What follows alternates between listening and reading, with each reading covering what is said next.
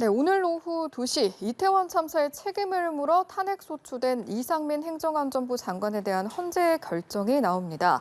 이태원 참사 발생 269일, 국회 탄핵 소추 의결 167일 만인데요. 결과에 따른 정치권 파장이 예상됩니다. 오늘의 정치권 이슈들 고성국 정치평론가 전병헌 전 청와대 정무수석과 함께 짚어보도록 하겠습니다. 어서 오십시오. 안녕하십니까? 안녕하십니까? 자, 잠시 오후 2시면 이상민 장관 탄핵에 대한 헌재 판단이 내려지게 되는데요. 일단은 이번 결과 어떻게 전망하시는지 두 분의 의견 여쭤보도록 하겠습니다. 먼저 발언 드리죠. 네, 저는 탄핵 기각될 거라고 예상합니다.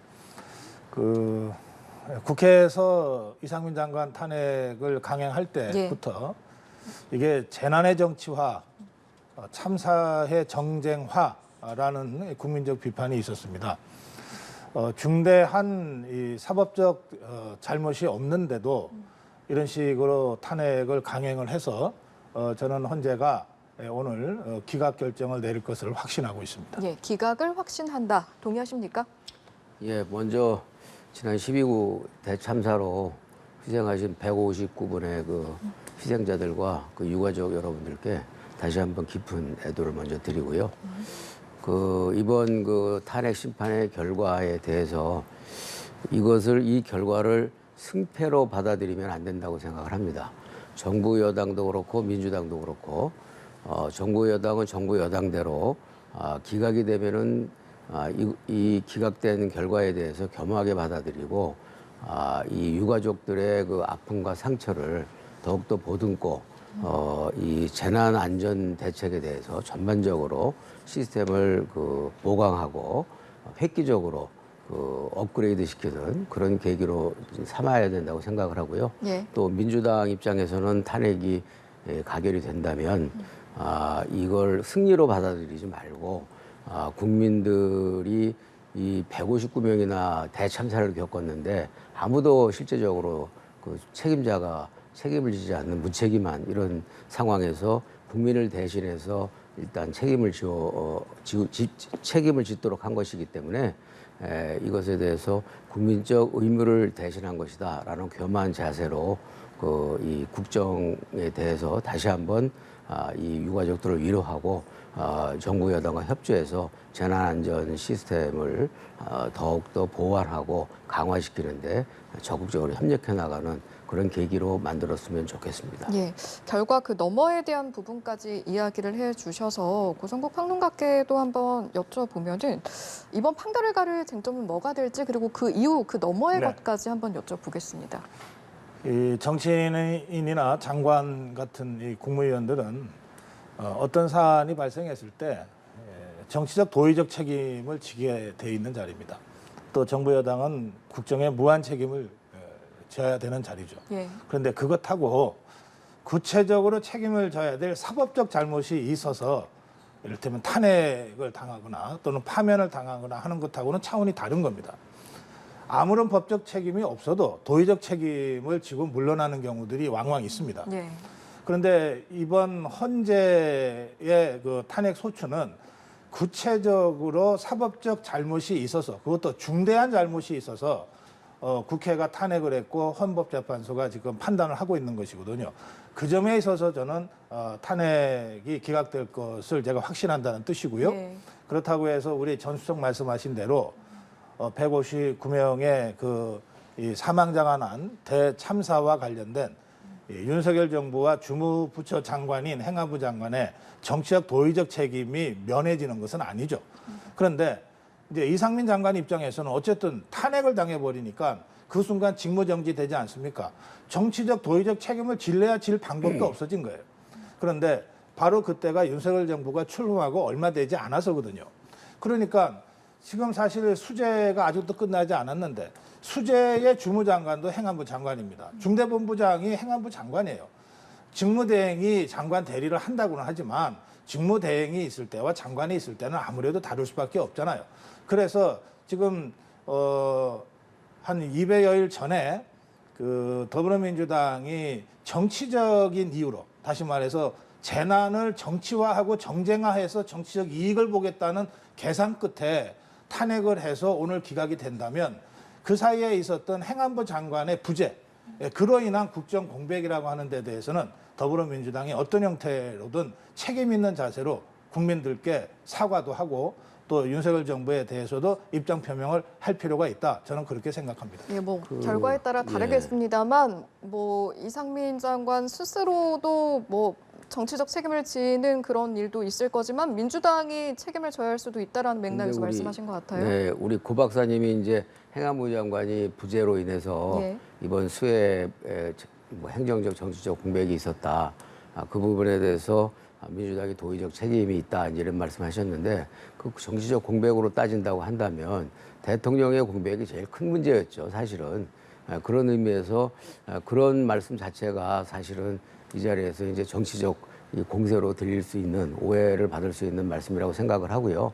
기본적으로 이제 그 행안부 장관이 지금 말씀하신 것처럼 어떤 법률적인 만약에 기각이 돼서 법률적인 책임 부분에 있어서는 그 소수 의견으로 기각이 된다 하더라도 지금 말씀하신 것처럼 정치적, 정무적 책임은 면할 수가 없는 것이거든요. 그런데 장관이란 자리는 어떤 큰 사고가 나서 어떤 치명적으로 불법적인 문제로 인해서 그 책임을 지고 사퇴를 하는 것이 아니라 정치적 도의적인 책임을 지고 사퇴하는 것이 정무직 장관으로서의 일반적인 관행이었는데 이번 같은 경우는 159명이라는 정말 초유의 사태로 백주대낮에 젊은이들이 이렇게 죽어갔는데 그런 점에 있어서 제대로 된 사과도 안 하고 그리고 희생자들 유가족들과 제대로 된 교감도 안 하고 제대로 한번 만나주지도 않고 이러한 장관으로서는 참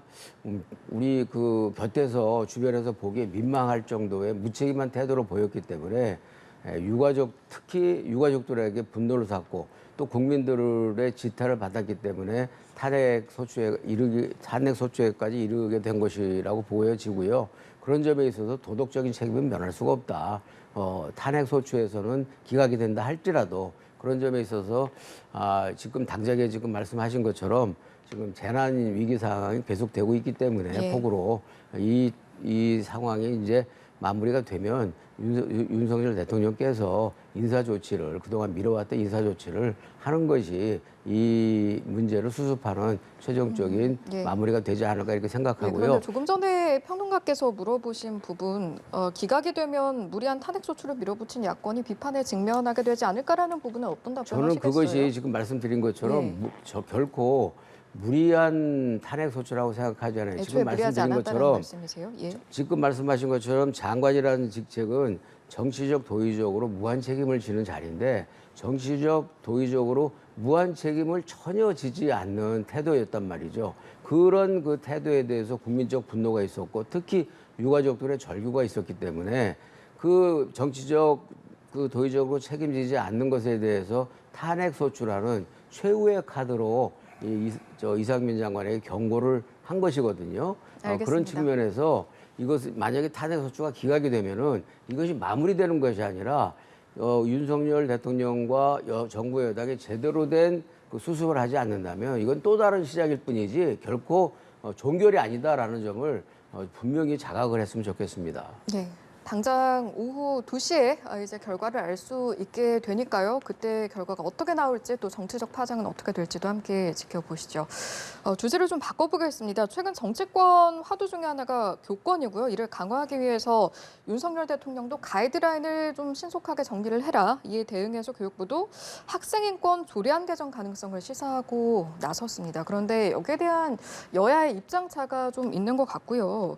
결국에는 방향성이 맞는지에 대해서 판단하려면 두 분께 이 질문을 한번 드려봐야 할 것 같습니다. 교권 강화와 학생인권 조례안 개정 상관관계가 있는가? 인과관계가 있는가? 어떤 답변하시겠습니까? 네, 관계가 아주 깊죠. 이 교권이 이렇게 거의 뭐 대책 없이 무너져 버린 이 상황은 뭐 수십 년 전부터 있었던 현상이 아닙니다. 뭐 제가 학교 다닐 때 또 한 10년, 20년 전까지만 해도 어쨌든 선생님은 뭐 어쨌든 뭐 이 부모님과 같이 거의 같은 수준으로 존경하고 그렇게 해왔지 않습니까? 그런데 지금 밝혀지고 있는 그 교육 현장에서의 심각한 교권 침해. 이것은 그 최근에 벌어진 일이거든요. 그런데 2010년에 당시 김상곤 경기도 교육감 그리고 그 후에 서울시 교육감이 됐다가 이제 중간에 그만둔 광노현 전 교육감 이 두 사람이 경기도에서 학생인권 조례를 주도했습니다. 그렇게 해서 만들어졌고 지금 6개 교육청에서 채택돼 있거든요. 그런데 이때 만들어진 학생인권 조례가 학생들의 권리만 일방적으로 주장하고 나열한 학생인권 조례였어요. 그러니까 당시에 학생인권 조례를 만들 때 참고했던 뉴욕의 학생 권리장전, 이것은 학생들의 권리와 학생들의 책임, 의무, 또 이 의무를 다하지 않았을 때 처벌 조항까지가 다 적시되어 있는 아주 균형 잡힌 학생 권리 장전이거든요. 예. 그런데 이걸 참고로 했다고 하면서도 실제로 여기서 학생들의 책임 부분이라든지 책임을 다하지 못했을 경우에 처벌 조항은 싹 빼버리고 권리 부분만 살려서 만들어 놓은 게 지금 2010년의 학생인권 조례입니다. 그러니까 저 학생인권 조례를 이 교육감들이 적극적으로 학생들과 학부모들한테 전파하지 않았겠습니까? 그러니까 학생들이 그걸 보면 학생들의 권리는 쫙 있어요. 의무가 정확하게 적시되어 있지 않으니까 권리 주장만 하게 된 것이고요.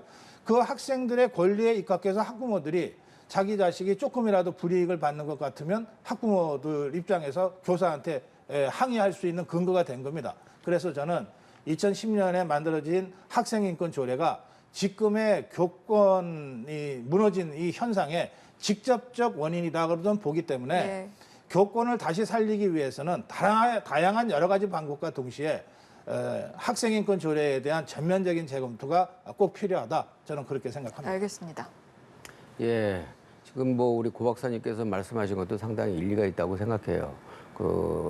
저런 진단도 필요하다고 생각을 하고요, 이번 기회에. 그러나 지금 이제 어저께 대통령께서도 말씀하신 것처럼 이 학생 인권과 그 교권과 너무 이걸 대항적으로 이렇게 부딪히는 충돌적인 그런 그 관점에서 이걸 해결하려고 하는 것은 교육 현장에서 볼 때는 부적절하지 않겠는가. 그리고 교육이라는 측면에서 특히 나쁘지 않겠는가. 이런 이제 저는 판단이 쓰고요. 예. 특히 이제 교육 현장을 우리가 생각을 할 때 이거를 약간 좀 진영의 대결이나 이념적 대결의 시각에서 어떤 교권의 관점, 뭐 또 이 학생 인권의 관점 이런 식으로 해서 승패도 관점으로 이렇게 보는 것도 대단히 위험하다 이렇게 생각이 됩니다. 그래서 저는 이번에 이제 학생 인권 조례가 좀 과도한 부분이 있다면은 당연히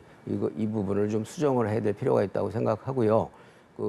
이 교권이 지금 많이 이렇게 침해당하고 유린당하고 있는 현장에서 유린당하고 이런 부분은 학생 인권 조례뿐만이 아니라 이 기본적으로 이 세태가 불러오는 그런 부분도 저는 있다고 생각을 해요. 그래서 기본적으로 가정교육의 문제도 있다고 생각을 하고 그래서 종합적으로 한번 이걸 이번 기회에 종합적인 시각에서 바라볼 필요가 있다고 생각을 하고요. 예. 이번에 이제 이번 희생을 하신 선생님의 일기를 보면은 거기에 이제 학부모의 질타도 있지만 그게 못지않게 업무 폭탄도 적시를 하고 있거든요. 예. 그리고 많은 교육 현장의 선생님들이 이제 거리에 나와서 업무 폭탄에 대한 이야기도 하는데 교육부가 지금 그 문제를 개선한다고 그러면서 교육부는 은근슬쩍 이 업무 폭탄의 문제는 교육부의 교육 시스템의 문제거든요. 근데 그걸 슬그머니 교권 침해 문제로만 이렇게 학생 인권 조례 문제로만 핑계 삼고 이 업무 폭탄의 문제는 슬쩍 가려놓고 가려고 하는 것이 아닌가 이런 이제 판단이 들어서 업무 폭탄 문제도 좀 같이 종합적으로 의논을 해가면서 이 교사, 예. 교육부 그리고 학생 그리고 학부형 이렇게 오자가 모여서 충분한 토론을 거쳐서 합의에 이르는 것이 좋지 않을까 이렇게 알겠습니다. 생각합니다. 반박하신 내용 있으십니까? 아니 반박이라기보다 우리 전수정 말씀이 맞아요. 이게 학생과 교사를 대립시켜서야 문제 해결이 되겠습니까? 예. 다만 이제 팩트는 정확하게 짚고 넘어가야 되는 거니까 우선 지금 초중고의 그 모든 그 학교 운영은 교육청에서 하지 교육부에서 하지 않습니다. 그러니까 과중한 업무를 우선적으로 해소할 수 있는 책임은 각 교육청에 있다는 겁니다. 그 점을 제가 지적해드리고, 물론 교육청이냐 교육부냐라고 하는 것은 학생이나 학부모 입장에서는 사실 소용없어요.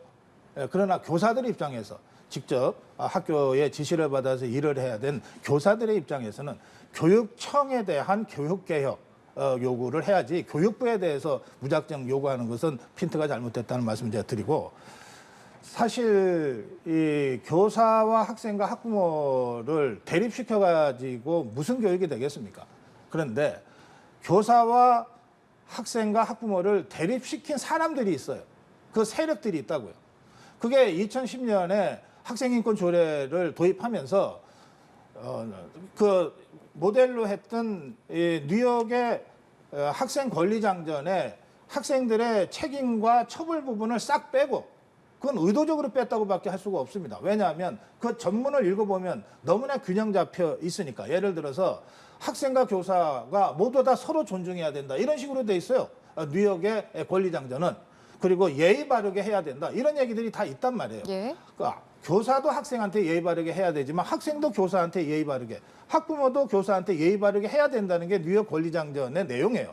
그런데 지금 우리의 학생인권 조례를 한번 읽어보시면 그런 내용이 하나도 없습니다. 그냥 학생들의 권리만이 쭉 나열되어 있는 거예요. 그래서 저는 2010년에 제정된 학생인권 조례가 학교 현장을 결과적으로 교사들한테 학생들이 저항하게 만들고 학부모들이 교사를 능멸하게 만드는 출발점이 됐다고 생각하는 거예요.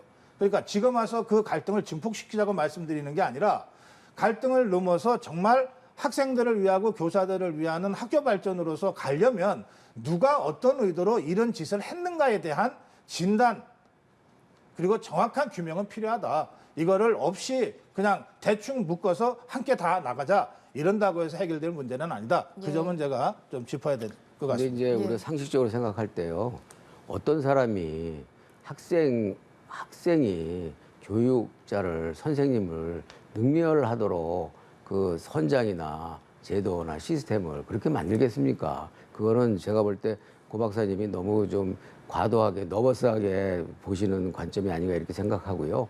그 우리가 상식선에서 우리 상식을 가지고 그 가슴을 열고 그 당사자들이 토론을 하면은 충분히 합의된 좋은 결론을 낼 수 있다고 생각을 하고요. 가장 지금 우리가 경계해야 될 것은 이와 같이 어떤 그 진영의 논리를 가지고 적개심으로 서로 토론을 하게 되면 이것이 가장 나쁜 결론으로 도달할 수 있다라는 점을 경계하면서 좀 이 개방적인 토론으로 알겠습니다. 해서 좋은 결론을 냈으면 좋겠습니다. 제대로 된 교육으로 향해 가자라는 데는 아마 이제 두 분 다 의견이 없으실 것 같은데요. 앞으로 어떻게 풀어갈 수 있을지 또 함께 지켜보시죠. 주제를 좀 바꿔보겠습니다. 여야 공방 중인 사안 또 있는데요. 양평 고속도로 관련해서 이제 국토위 현안 질의가 또 내일로 다가왔습니다. 그를 앞두고 국토부에서 자료를 공개를 했는데 여기에 대한 공방이 또 팽팽해요. 이번 자료 공개를 두고 두 분의 의견 어떠신지 한번 여쭤보겠습니다. 먼저 발언 드리죠. 예, 이거는 제가 볼 때는 그 원희룡 장관이 완전히 자충수를 뒀다고 생각해요. 기본적으로 이걸 쭉 살펴보면요. 7월 3일 날, 이 7월 3일 날 원희룡 장관의 기자간담회가 많은 사람한테 알려지지 않았더라고요. 근데 그 기자간담회에 그 자료, 그 동영상을 보면은 원희룡 장관이 늘공과 어공을 얘기를 해요. 그러면서 그 어공이 늘공이 이 양평 고속도로와 관련해서 변경된 자료를 보고를 했다는 거예요. 딱 자기가 보는 순간에 이래서 어공이 필요하구나. 이 자료를 보니까 변경안이 딱 이 강상면 쪽으로 이제 변경안을 가지고 왔다는 거예요. 그런데 그 강상면 쪽에는 이제 여사님 쪽 토지가 있다는 것을 본인이 이제 알고 있었기 때문에 이 프레임이 딱 이거는 그 의도를 하지 않았더라도 프레임이 딱 이거 선입견이다, 프레임이 이거는 공격을 받을 수밖에 없다. 그래서 이게 늘공은 정부적 감각이 역시 떨어지는구나. 그래서 정부적 감각이 있는 어공이 필요하다. 그래서 자기가 뇌피셜로 이거는 원점에서 재검토하라 이렇게 얘기를 했다고 의기양양하게 얘기를 해요. 그러면서 자기가 얼토당토하지 않은 공격을 대통령 부부에 대한 공격을 자기가 막아냈다라는 의기양양한 표정을 지으면서 이제 해명을 하거든요.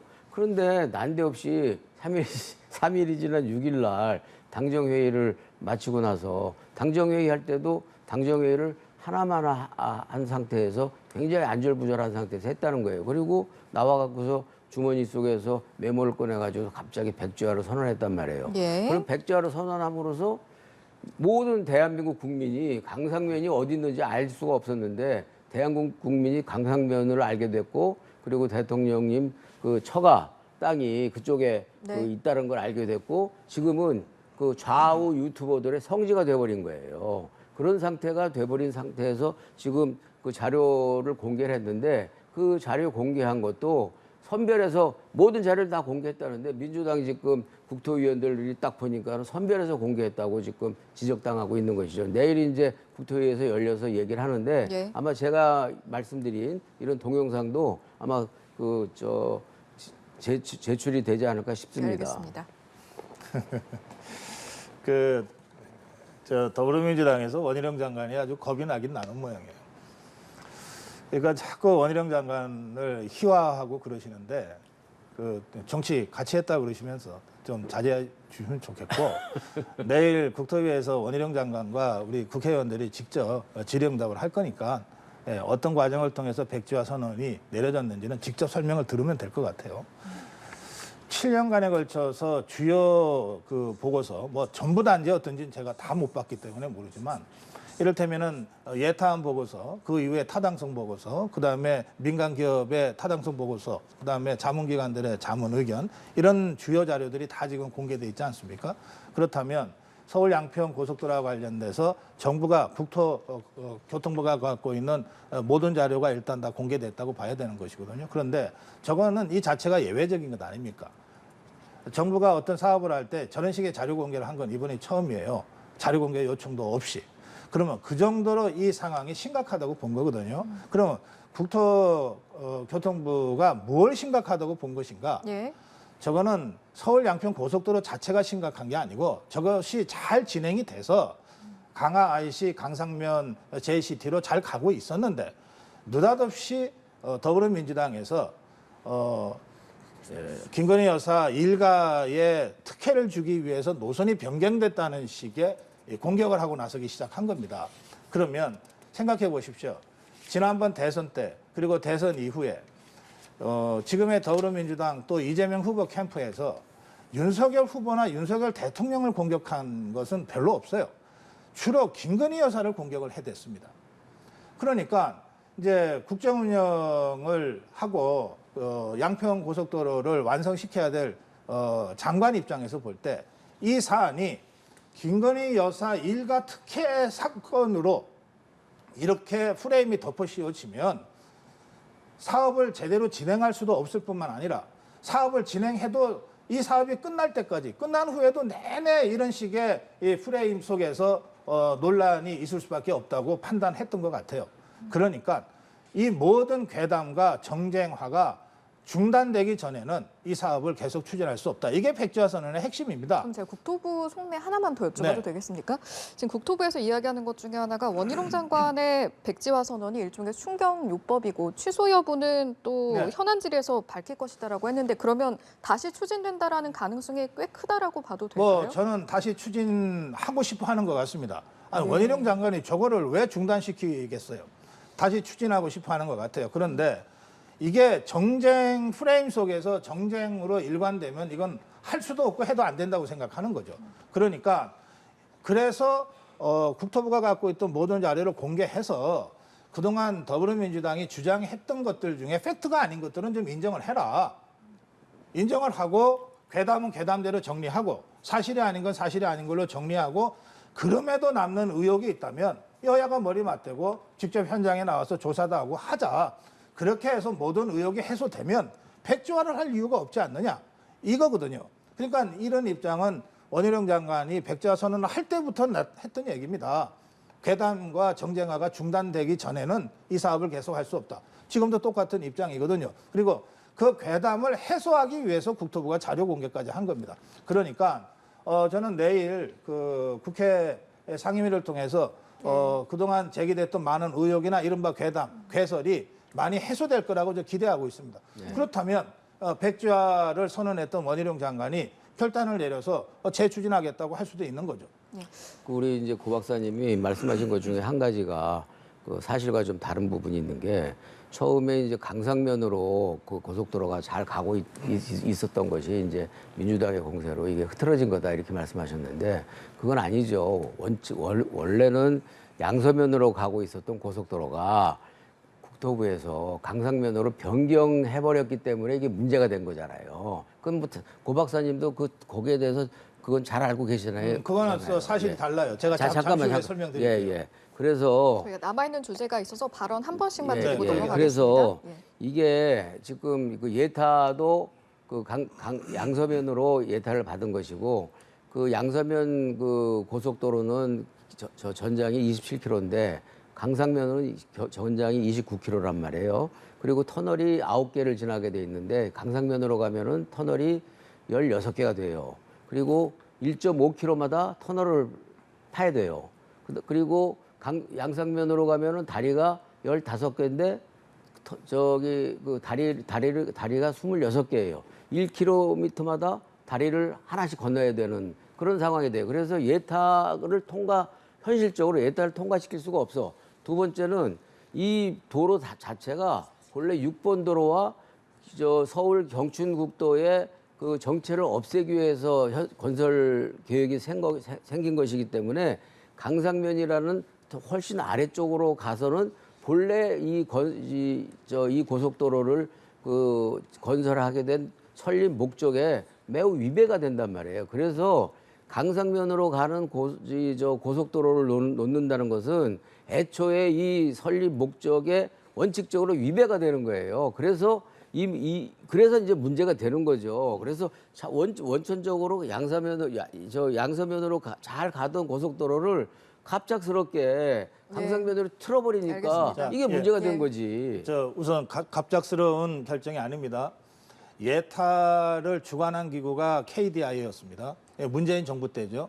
KDI의 예타 보고서에 양서면이라고 해놓고 JCT를 그런데 대안 검토가 필요하다고 적시가 돼 있습니다. 그래서 이제 타당 검사 단계에서 민간업체에다가 용역을 줬는데 그 두 민간업체 공동 보고서에도 대안이라고 하는 것이 제시가 됩니다. 제가 그 양서면에 중청교 쪽 직접 가봤어요. 가봤는데 거기 가서 보면 금방 이해가 돼요. 거기를 JCT를 놓으려 그러면 기술적으로 굉장히 어려울 뿐만 아니라 거기에 한 700여 가구의 전원주택 마을이 있는데 이 마을이 완전히 풍비박산이 납니다. 그래서 그쪽 분들이 반대하는 거예요.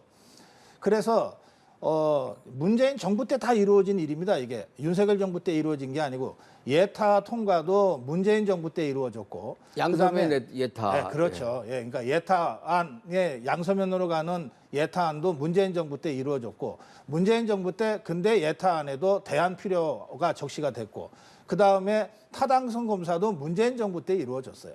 그래서 그 변화되는 과정을 가지고 여러 대안을 검토하고 있었고 그리고 그 과정에 여러 기관들 자문들 받고 지역 주민들의 의견도 수렴하고 그렇게 해서 지금의 강화 IC 강상면으로 노선이 변경됐습니다.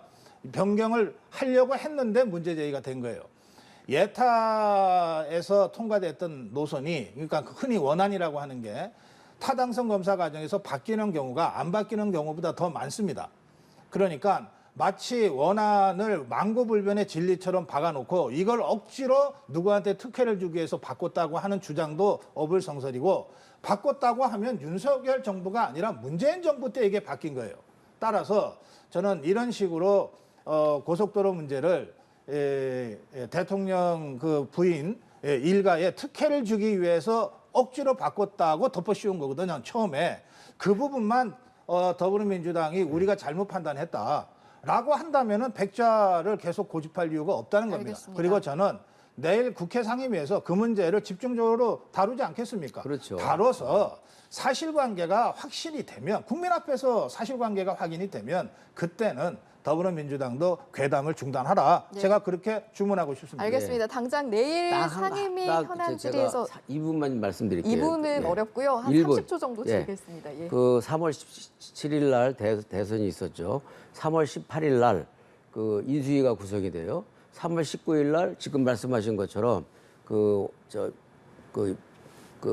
외부 용역 기관한테 그 민간 용역 업체에다가 용역을 줍니다. 그리고 5월 28일 날 용역 결과가 나와요. 근데 이 용역 이 고속도로의 용역 기간은 KDI에서 2년 동안 검토한 용역이에요. 근데 요 민간 기업은 불과 50일 만에 그 타당성 검토라고 해갖고서 이걸 바꿔요. 근데 그 바꾸는 결과가 그 발주처가 그 본래 그 있었는데 발주처가 발주한 그 내용과 그 민간 용역처가 그 내용을 바꿔서 발표해. 이것은 극히 이례적인 것이고, 그리고 지금 문재인 정부 시절에 했다고 하는데 이미 3월 18일 날 그 알겠습니다. 인수위가 구성됨으로 해서 정권은 이미 윤석열 정부로 넘어간 상태라고 봐야죠. 제가 10초만 말씀드릴게요. 예, 10초만 드리겠습니다. 그렇게 말씀하시면 문재인 대통령 퇴임하기 전날까지 알바끼 하면서 간 사람입니다. 그 인사하고 자, 다르죠. 예, 두 분 마음은 알지만 이제 당장 내일 현안 질의도 있고요. 이게 또 쟁점이 되는 부분이니까 저희가 다음 주제로 일단은 넘어가고 다음 주에 기회가 되면 또 다시 다뤄보도록 예, 하겠습니다.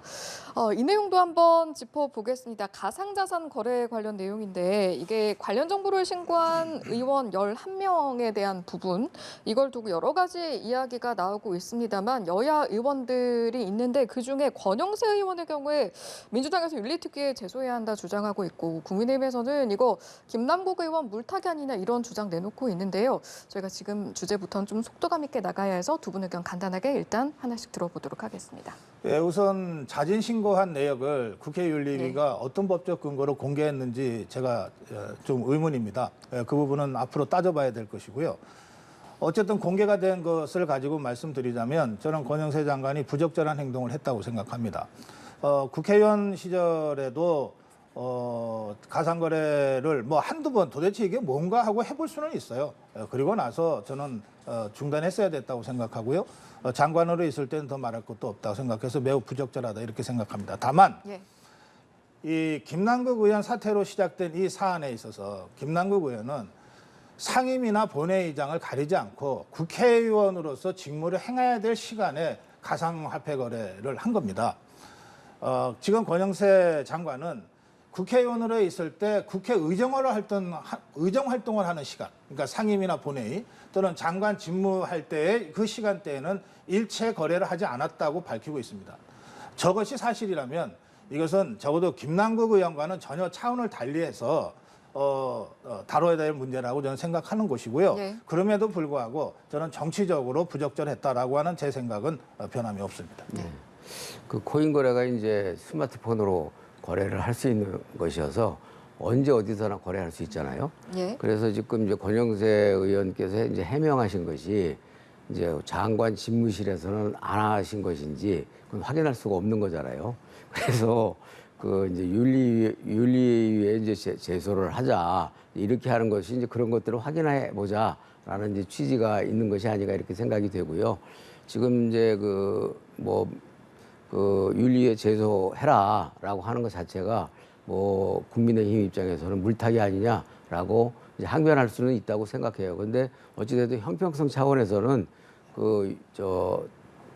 국힘당이 그 김남국 의원에 대해서 비판과 비난을 하려면 윤리위에 제소할 수밖에 없지 않겠는가 그런 생각이 드네요. 예, 그 민주당은 지금 자당 의원들 이제 코인 거래 사실이 밝혀진 김상희, 김웅걸, 전용교 의원에 대해서는 자체 진상 조사단 꾸리겠다는 입장이잖아요. 자체 진상 조사단으로 이게 충분히 조사가 가능하겠습니까? 지금 이제 민주당이 뭐 혁신위가 여러 가지 비판은 받고 있지만 혁신위도 가동이 되고 하니까 예.